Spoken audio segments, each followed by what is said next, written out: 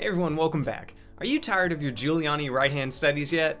If so, I have just the answer. Let's get into it. But first, don't forget to like and subscribe if you haven't already. It would really help support the channel. So as a classically trained guitar player, I spent countless hours working on my 120 Giuliani right-hand studies, and I still teach them to my students every day.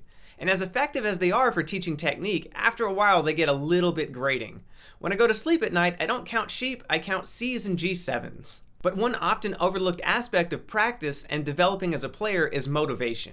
And if you don't have motivation, you generally don't practice. And if you do practice, usually it's not the most effective practice session. Sometimes you just need to change things up to avoid burnout or get over the next plateau. This is where a few steel string licks come in handy. They function just like the Giuliani right-hand studies, and you can play them on a steel string on our classical, and they still help build the dexterity in your right hand and even more right-hand thumb independence. And on top of that, they're really fun to play. The example that I'm going to show you in this video is what's called Travis picking.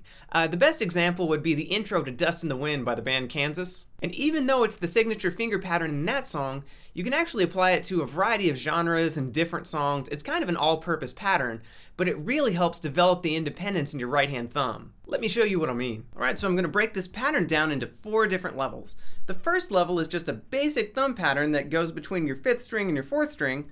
Level 2 just has your thumb and your middle finger on one note, and then the third level is going to be your thumb, middle finger, and index finger, and at the very end I'll tie it all together. Now don't forget to check the description for all of the sheet music and tabs to this lesson, so you can follow along. So for this I'm just going to hold a C chord just so we have some harmony, and I'm going to start with just that basic independent thumb bass line. So I'm going to go between the 5th string and then the 4th string in quarter notes. So I'm going to do 1, 2, 3, 4. And keep practicing this till you get comfortable and don't have to think about it too much. 1, 2, 3, 4. Level 2, all you do is add your middle finger on the first beat of every measure. And you're going to add it on your B string while you play 1, 2, 3, 4. 1, 2, 3, 4. Now for level 3, what you're going to do is add your index finger after the second note that your thumb plays. So you're going to play 1, 2, and 3, 4. 1, 2, and 3, 4. Again, we still have that independent thumb going on beats 1, 2, 3, and 4. Now to put it all together, we add a 4-note pattern with the right hand. We do thumb on the 5th string, middle finger on the 2nd string, thumb goes onto the 4th string, index finger onto the 3rd string.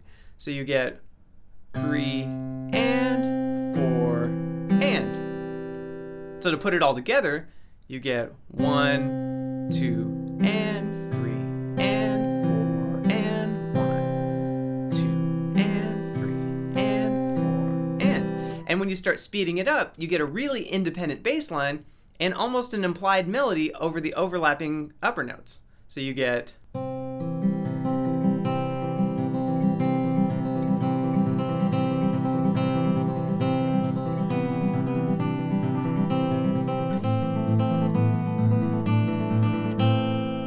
and feel free to make up your own chord progressions. That's what makes this really fun and helps you break out of that rut. So you're not just playing C chords and G chords the whole time. You can play this on any chord, make up your own little preludes, your studies.